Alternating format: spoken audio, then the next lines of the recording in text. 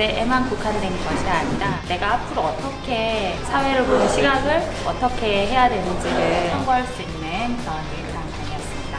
저는 사실 경제는 잘 몰랐는데 아직 아무것도 모르면서도 듣는데 되게 거부감 없고 편하게 들을 수 있어서 좋은 것 같습니다.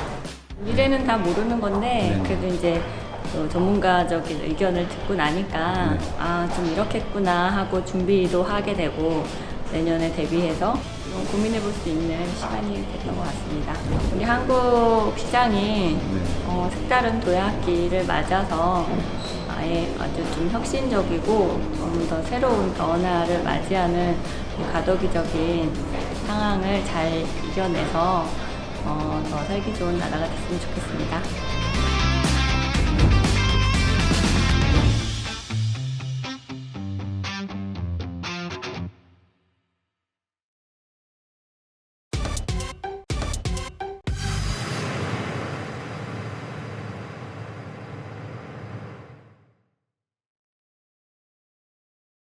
최진의 생존경제는 계속됩니다. 자, 오늘은 여러분 본격적으로 광주형 일자리라고 해서 이야기들이 많이 나오고 있습니다. 그래서 뭐 타협이 난항이 겪고 있다는데 갑자기 굉장히 중요한 뉴스가 됐는데 사실 또 여러분들 광주형 일자리가 뭐야? 라는 분들도 굉장히 많으실 겁니다. 그래서 한번 광주형 일자리에 대해서 제가 정리를 한번 해드리도록 하겠습니다. 맨 처음에 나온 건요, 대통령 공약사항으로 등장을 했습니다. 그래서 거의 주목을 하기 시작했죠.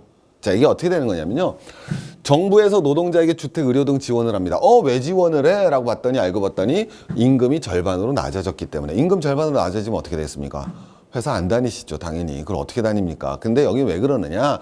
자, 현대자동차, 기아차가 설비 투자를 검토한다 그러죠. 자, 지금 현대자동차, 기아 급여 수준이 낮습니까? 높습니까? 뭐 어쨌든 높은 수준이죠. 9천만 원 이상이니까. 그래서 그걸 반으로 줄이면 여러분 어떻습니까? 노동자분들이 힘들어지실 테니까 그걸 정부에서 여러분 뭐 해주겠다? 지원해주겠다라는 거죠. 그래서 그걸 갖다 뭐 하겠다? 노사민정. 야, 우리 옛날에 노사정이라고 그랬는데 이제 뭐가 하나 들어갔습니까? 민간까지 타협을 해갖고 완전히 우리 통합을 해서 한번 만들어보자 라고 해서 광주형 일자리가 주목받았다. 그래서 친환경차 생산 설비를 광주에다 조성하겠다라고 얘기했던 겁니다. 자, 근데 처음에는 별로 야 이게 되겠어라고 했는데 현대차가 해볼까? 라고 나오면서부터 논의 진정이 급진전이 됐던 겁니다. 그래서 원래는 이게 뭐라 표현했냐면 아이디어 수준에 불과하다.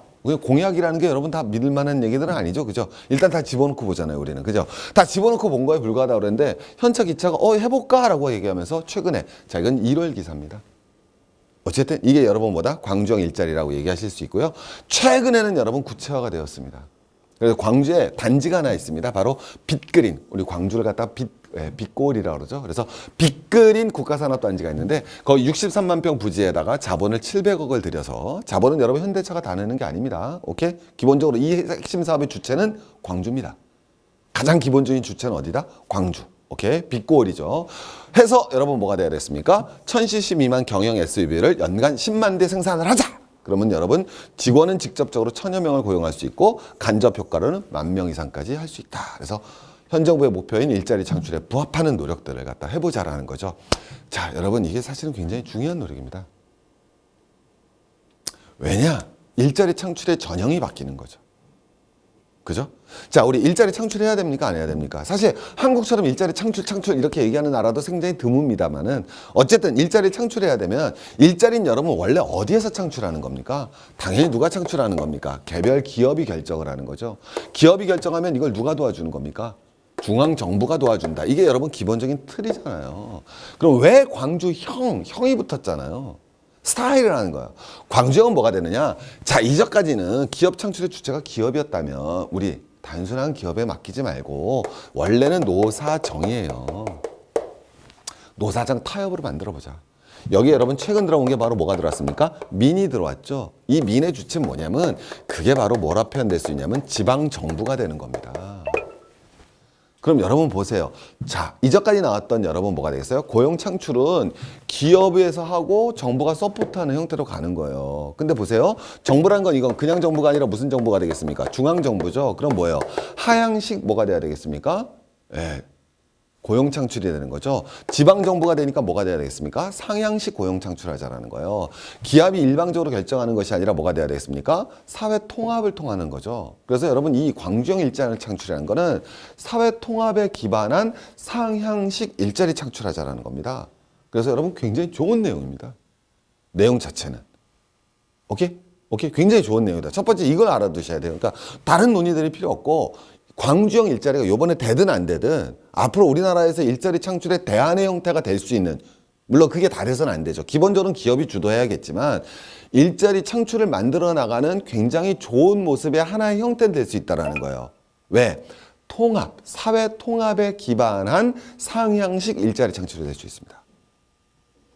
정리되셨죠? 그래서 여러분 이건 굉장히 좋은 정책입니다. 그래서 다시 한번 말씀드리지만 사회 통합에 기반한 그다음에 상향식 일자리 창출이 될 수 있다라고 보여지는 거죠. 자, 그런데 여러분 뭐가 되겠습니까? 안타깝게도 엄청나게 난항을 겪고 있죠. 네, 그래서 여러분 원래는 15일까지 국회 예산을 통과를 해야 되니까 국회에서 막 해야 되니까 이거 정부에서 하는 거니까 근데 이게 이제 여러분 15일이 원래 마감일이었는데 어쨌든 이게 좀 늦춰져 갖고 그때까지 요번 달 11월 달에만 5번 모여 갖고 회의를 했는데도 진행이 안 됐습니다. 진행이 안 되고 결국 12월 2일까지 타협하는 거로 이제 미뤄졌다. 그래서 계속 이제 그래서 여러분들이 이제 아마 광주형 일자리에 대해서 이제 관심을 가지게 된 거는 아마 이 난항 때문에일 겁니다. 아니 뭐가 난항이야? 라고 얘기했는데 난항되는 건 뭐였었냐면 원래 광주 일자리는 아까 보셨지만 무슨 타협이라고 그랬습니까? 기본적으로 노사정 대타협이지 않습니까? 그럼 여러분 사용자는 당연히 지금 누가 하겠다고 그랬습니까? 현차 기차가 하겠다고 그랬죠. 그럼 정부는 지금 누가 돼야 되겠습니까? 중앙정부가 아니라 누가 되겠습니까? 지방정부죠. 지방정부가 누가 돼야 되겠습니까? 광주시죠. 그러면 여러분 노는 누가 주체가 돼야 되냐는 거죠. 우리나라 노동 주체 두 가지가 있지 않습니까? 하나는 뭐가 돼야 되겠습니까? 민노총이 있을 수 있고요. 하나는 뭐가 돼야 되겠습니까? 당연히 한국노총이 있어야 되겠죠. 그러면 정부는 둘 다 파트너를 하든지 둘 중 하나를 파트너로 해야 될 거예요. 근데 민노총은 요새 정부랑 사이가 좋습니까? 나쁩니까? 네, 아마 이 보시는 분 대부분 아시겠지만 민노총하고 지금 정부는 굉장히 사이가 안 좋죠. 특히 광주형 일자리를 둘러싸고서는 굉장히 대립적 관계에 있습니다. 그래서 민노총 견해는 제가 좀 이따 말씀드리고요. 자, 이건 좀 이따 말씀드리고 어쨌든 민노총하고는 협상이 안 돼서 한국노총하고 하는 건데 처음엔 한국노총도 안 했어요, 협상을. 왜? 광주시하, 다시 말하지만 광주시하고 현대차랑 어떤 내용을 주고 받았는데 그걸 보고 이제 사실은 한국노총도 안 할래라고 했었는데 그런데 먼저 뭐가 돼야 되겠다? 자, 보세요, 여러분. 자, 이렇게 된 거죠. 사용자하고 정부하고 타협을 하는데 정부 입장에서는 타협을 하는데 사용자 입장에서는 당연히 누구를 껴야 되겠습니까? 노총을 껴야 되겠죠. 그래서 한국노총하고 먼저 정부는 광주시입니다. 지금 말씀드린 건 광주시하고 한국노총하고 먼저 타협을 한 거예요. 합의안을 가져온 거예요. 그래서 그 합의안을 가져가서 요번에 현대자동차랑 협상을 한 거예요. 그때 이제 현대자동차가 열받은 거예요. 왜? 한국노총하고 협상하기 전에 우리 둘이 얘기할 땐 그렇게 얘기 안 해놓고서 왜 여기랑은 그렇게 무리한 합의를 해서 왜 나한테 갖고 왔어? 라고 얘기하는 거죠. 그래서 결렬이 되고 있는 거예요. 지금 상황이 이해되시겠습니까? 네. 이거는 다른 거랑 다른 거예요. 이 일자리 창출은 뭐예요? 사회 통합형 일자리 창출이기 때문에 거꾸로 노사정 합의가 있어야 돼요. 그럼 여러분 거꾸로 그게 쉽겠습니까? 어렵겠습니까? 그래서 훨씬 더 어려운 일자리 창출이에요. 그래서 굉장히 모범이 돼야 되는 일자리 창출이에요. 근데 원래 이 둘이서 얘기했다라는 거예요. 어떤 얘기가 오고 갔는지 모르겠어요. 그런데 어쨌든 정부가 광주시가 민노총하고는 안 되니까 타협을 거부했으니까 한국노총하고 합의해서 가져간 거예요. 현대자동차한테. 근데 현대자동차 입장에서는 우리 둘이 얘기할 땐 거랑 합의해서 온 거랑 너무 달라서 못 받겠어라고 한 거예요. 그게 쟁점이에요. 이런 게 기사에 안 나오는 거잖아요, 지금. 우리가 여러분이 읽으셔도 이해가 안 가는 게. 이해가 가시겠습니까? 둘이 합의해온 쟁점이 우리 둘끼리 얘기하던 거랑, 오케이? 제가 선생님하고 얘기했어요, 오케이? 예, 둘이 얘기했는데, 선생님이 뭐예요? 여자친구 만나고 오더니 얘기가 변했잖아. 이렇게 되는 거야. 이해되시겠습니까? 그럴 분이시죠? 자, 내가, 당연하죠. 그러셔야죠. 여자친구 얼마나 중요한데요. 오케이. 저랑 관계는 틀어지더라도 여자친구 남으셔야죠. 오케이? 여자친구 없다고요? 됐어요. 자. 그럼 내용이 뭐였냐면, 자, 우리 이거죠. 임금 협상을 처음에, 우리 회사 만들고 나면, 처음 회사 만들면 당연히 자동차 산업은 장치 산업입니다. 그럼 처음에 흑자 보겠어요? 적자 보겠어요? 적자 보죠. 힘드니까 5년 동안은 노사 협정하지 말자. 단체 협상 없는 거로 하자. 5년 뒤에 단체 협상하자라고 얘기했다는 거예요. 근데 한국노총하고는 매년 하자고 합의해왔잖아. 나보고 어떡하라고? 이렇게 된 거죠. 그 다음 또 뭐가 되겠습니까? 노동시간도 40시간이고 이렇게 된 거죠. 야, 현대차가 보장해준다 이렇게 된 거고. 몇 대는 하기로 무조건 최소 물량 몇 대 맞춰주게 해줘라 요구한 거죠 이제. 그 다음에 급여도 3,500만 원 주기로 했는데 한마디로 얘기해서 3,500만 원 주기로 했는데 한국노총하고는 더 달라고 합의했잖아. 근데 저 합의 내용이 사실 중요한 겁니다. 왜냐하면 동일노동 동일임금에 기반하여 이렇게 된 거거든요. 합의문 보면 동일노동 동일임금에 기반하여 향후 조정한다 이렇게 돼 있습니다. 이 말도 사실 중요한 말입니다. 뒤에 한 번 더 다시 나올 텐데 합의문 내용에 보면은 어디랑 어디랑 합의한 거죠? 이거는 광주시랑 한국노총 합의한 거에 보면 자 무슨 말이냐면 생각해 보세요. 선생님 이름이 뭐예요? 광주시. 왜 그러세요? 진짜 좀 제 이름은 뭐가 돼야 되겠어요? 현대자동차. 근데 광주시 입장에서는 이 일이 좋습니까? 나쁘습니까? 엄청 좋죠. 왜 이거 하면 뭐가 돼요? 광주 주변 일자리가 다 생기는 거잖아요. 광주시에 사활을 걸 만한 일이죠. 근데 처음에는 뭐라고 그랬어요? 뭐에 불과하다? 아이디어에도 불과하다고 그랬지 않습니까? 근데 내가 간 거예요. 해보실래요? 그럼 선생님 저한테 나쁜 말하게 자 선생님 제 이름 뭐라고요? 현차. 그래서 제가 간 거예요. 우리 사업 한번 해보실래요? 선생님 고마워요 안 고마워요 저한테? 고맙잖아요. 땡큐 베리 마치. 그러면 제가 원하는 조건을 갖다 나쁘다고 그랬겠어요? 다 좋다고 그러셨겠어요? 다 좋다고 그랬겠죠. 좋아요 해서 우리 뭐 대강 합의가 된 거예요 나름대로 예를 들면. 근데 가만히 보면 이건 무슨 타협이죠? 노사정 대타협이죠. 선생님 아내 있으시잖아요. 그죠? 그럼 일자리 만들었어요. 여보 나 이번에 광주로 발령내서 일 갈게. 그럼 아내가 오케이 가세요 빨리. 그럴 수도 있겠죠. 선생님 같으면 그럴 것 같지만 어쨌든 아내가 뭐 하겠어요? 그 조건이 뭔데 물어봤을 거 아니에요. 오케이? 그래서 조건을 얘기했더니 아이씨 아내 그런 거잖아요. 아내가. 그럼 또 아내한테 뭐라 그래서 여보 왜 그래 제발 만나줘 여자친구님 만나주세요 했더니 여자친구가 뭐가 되겠어요? 조건을 건 거 아니에요. 이렇게 하면 만나줄게 너 계속. 그랬더니 선생님 뭐예요? 알았어 그렇게 만날게 알았어 작성할게 하고 합의문을 작성한 거예요 아내랑. 그리고 아내랑 작성한 합의문 나한테 갖고 왔어요. 그럼 나는 여러분 기분 좋아요 나빠요? 아까 얘기했던 게 너무 다르잖아요. 지금 그래서 우리 둘이 협상의 난항을 겪고 있다. 이게 나온 거예요 본질은. 되게 재밌으시죠? 그러면 선생님 냅다 가서 합의해 온 게 뭐냐? 민노총하고 합의해 오신 게 한국노총이죠. 민노총은 아예 안 만나준다 그러고 선생님 애인이 둘이네요. 오케이. 근데 좀 강경한 애인은 안 만나준다 그러고 오케이 만나준다 그러는데 그분하고 합의해 오신 게 이거란 말이에요. 오케이? 뭐라고 했냐면 5년 동안 임금 협상 유예한다고? 안 돼. 우리 노동자인데 매년 합상을 해야지. 44시간이 뭐야? 안 돼. 40시간 해야지. 그 공장 세웠다가 어쨌든 이 공장의 주인은 누구라고 그랬습니까 지금? 현차입니까? 광주시입니까? 기본적으로. 광주시. 현차가 갑자기 나 자동차 안 만들래 여기서. 그럼 어떻게 해야 돼요? 안 되잖아요. 그러니까 아내가 7만 대는 무조건 해달라고 그래. 이것도 안 해주는데 내가 어떻게 해 너랑. 널 믿고 어떻게 살아 이렇게 된 거죠. 이해 가시겠습니까? 이 상황이 어떤 건지. 여러 가지 지금 복잡한 문제들이 여러분 얽혀 있는 겁니다. 이 상황이. 그러니까 합의가 잘 되겠어요? 안 되겠어요? 선생님은 저랑. 안 되죠? 그래서 이제 한 번 더 우리 더 천천히 해서 12월 2일까지 미뤄보자라고 얘기를 했다라고 여러분 이 상황을 파악하시면 됩니다. 광주형 일자리에 대해서 선생님 기본적으로 이해가 되셨죠? 이런 상황입니다. 근데 다시 한번 보여드리지만 이 광주형 일자리가 왜 중요한 거냐면 모델이 되게 좋아요. 이 모델도 역시 여러분 보는 사람의 관점에 따라 성공했냐 실패했냐 논쟁이 많습니다. 근데 어디서 나온 거냐면 원래 아우토 5000이라고 이게 독일 발음으로 아우토가 되는 거니까 독일의 자동차 5000이라는 겁니다. 그래서 왜냐하면 독일도 우리처럼 심각한 실업난에 시달렸거든요. 그리고 특히 독일은 제조업이 강국이지만 자동차는 역시 인건비가 쌓여야 되잖아요. 그럼 인건비가 쌓여야 되니까 독일 자동차 회사들이 자꾸 외국으로 나간 거예요. 자꾸 외국으로 나가니까 다 외국 보내지 말고 우리나라 안에다가 공장을 좀 더 만들어서 우리나라에서 고용을 창출하자라고 한 거예요. 그걸 주도했던 게 누구냐면 독일 좌파, 독일 3인당의 슈레더 총리입니다. 그래서 독일 좌파 슈레더 총리가 우리나라 기업들이 자꾸 외국으로 빠져나가는데 국내 유치하자. 근데 현재 문제가 되고 있는 건 뭐예요? 임금이 어떻습니까? 높죠. 그러니까 우리 볼스부르크하고 하노버에다가 급여가 예전보다 20% 정도 낮은 5,000마르크 지급하는 회사를 만들어서 여기서 3,500명, 여기서 1,500명 고용하자라고 한 게 아우토 5000의 목표입니다. 그러니까 원래 출발은 뭐였다? 공장이 외로 나가는 거를 오케이? 국내에 남자. 이거예요, 여러분. 대신 급여를 좀 낮추자 이거예요. 그래서 여러분 이건 실행이 안 됐고요. 이게 실행이 되다 나중에 결국은 폭스바겐에 다 합쳐집니다. 왜? 여기 합의했던 회사가 폭스바겐이니까. 지금도 여러분 세계 자동차 회사가 뭐가 되겠습니까? 폭스바겐 아닙니까? 근데 여기서도 여러분 제가 아까 말씀드린 것과 또 똑같이 아주 중요한 합의가 두 가지가 납니다. 함의가. 하나는 뭐였냐? 노조도 실업률을 낮추기 위해서 같이 책임을 져야 된다는 거죠. 그렇지 않습니까? 너네 오케이? 독일 무슨 강국입니까? 제조업 강국. 특히 뭐가 강국입니까? 자동차 강국이죠. 그러면 독일의 자동차 강국이 된 거는 독일 자동차 회사와 노동자분만의 노력이겠습니까? 아니면 독일 전체 사회의 노력이겠습니까? 독일 전체 사회의 노력이죠. 그러니까 그 고통 분담을 독일 사용자도 하고 독일 노동자도 하라는 취지였어요. 이 취지가. 굉장히 설득력 있지 않습니까? 네, 굉장히 설득력 있는 취지죠. 그리고 두 번째는 동일 노동 동일 임금의 원칙을 적용하자라는 거였어요.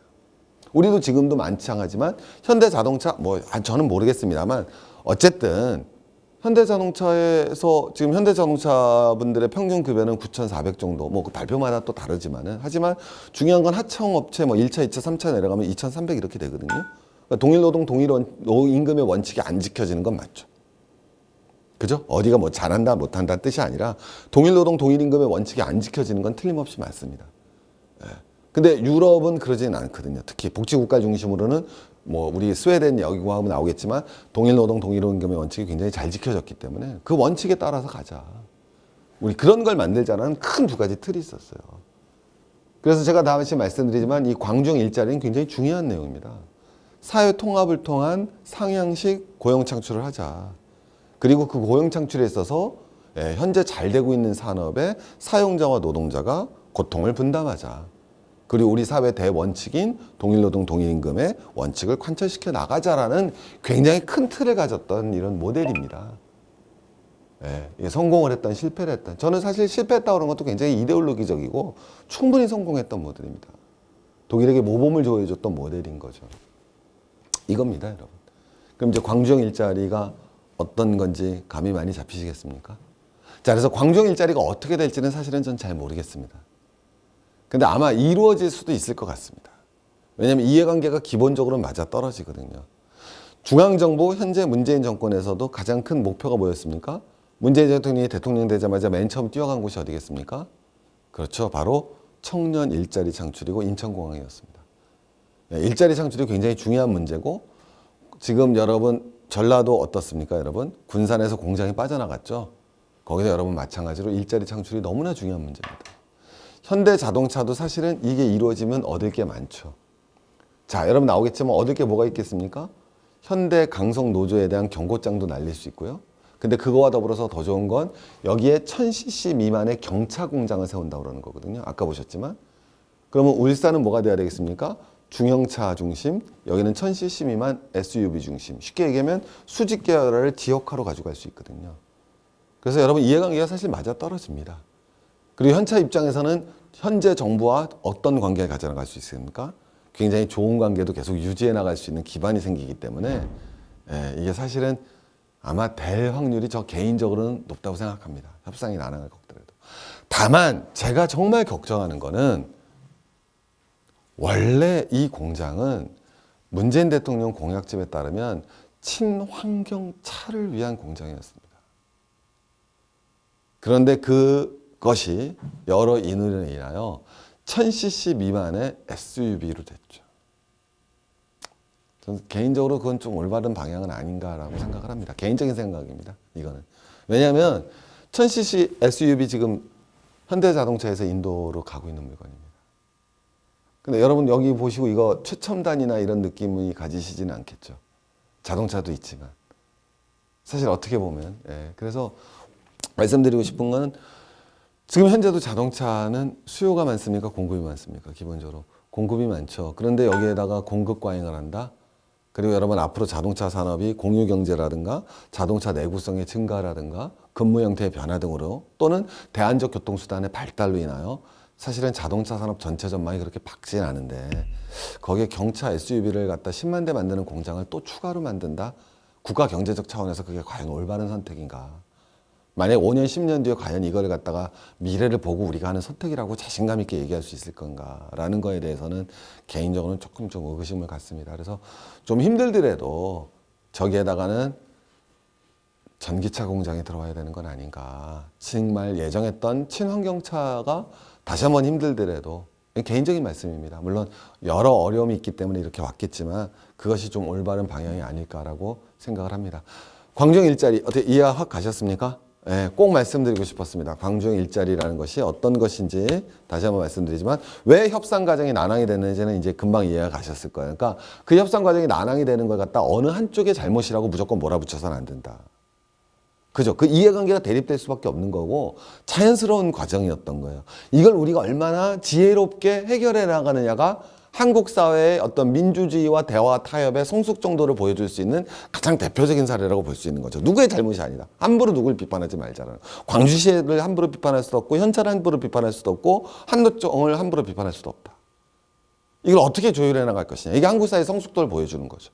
하지만 어쨌든 광주의 일자리는 다시 한번 지겹도록 말씀드리지만 사회통합에 기반한 상향식 일자리 창출이고 그 다음엔 여러분 우리 고탕분담 차원에서 노조도 일자리 창출의 책임을 지자라는 굉장히 큰 뜻과 동일노동 동일임금의 원칙이 적용되고자 했던 그 원형을 가지고 있었던 것이라는 걸 말씀드리면서 오늘 이런 내용 신문기사 안 나오지 않습니까?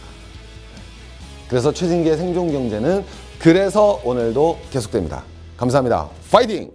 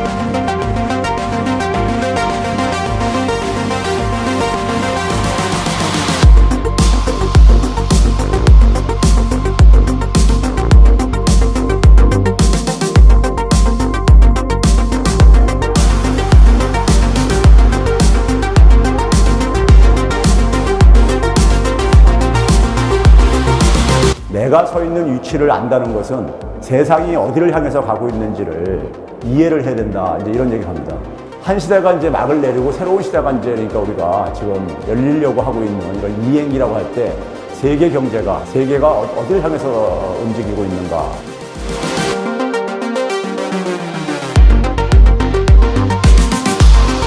이미 이제 결론은 제가 말씀드리는 겁니다. 미국 경제는 그동안에 우리가 눈에 의해서 굉장히 가려진 부분들이 많이 있다. 금융위기 원인은, 핵심 원인은 하나도 해결이 안 됐습니다. 한국이나 중국들한테 외환시장 개입하지 말라고 그렇게 얘기하는 이유가 있습니다. 다른 데 있습니다. 일본 은행이 돈을 찍어내다 보니까 그게 이제 다 부채인 거고, 그리고 부채는 또 자산의 한 부분이니까요. 이게 쫙 급증해가지고, 특히 아베 출범하고 난 이후부터 그냥 아주 스카이로켓처럼 이렇게 하늘을 치솟고 앉아있죠. 사실 아베 정권이 출범하던 해인 2013년 1월 달에 파이낸셜 타임스에서 아주 아픈 데를 정확하게 찔렀어요. 이게 뭐냐면 The problem is not an uncomparative currency. 경쟁력이 없는 화폐 때문이 아니라 일본의 문제는 경쟁력이 없는 상품 때문이다. 이렇게 했어요.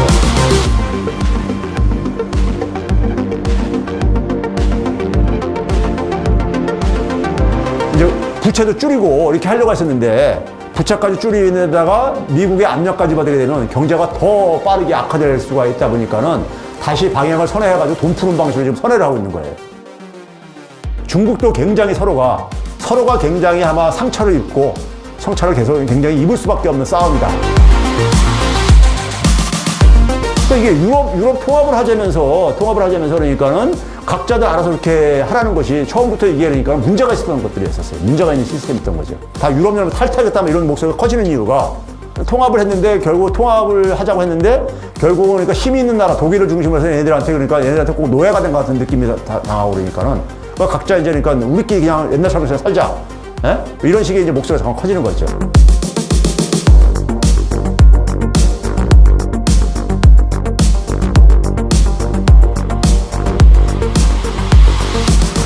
쭉 얘기할 게 많은데, 이건.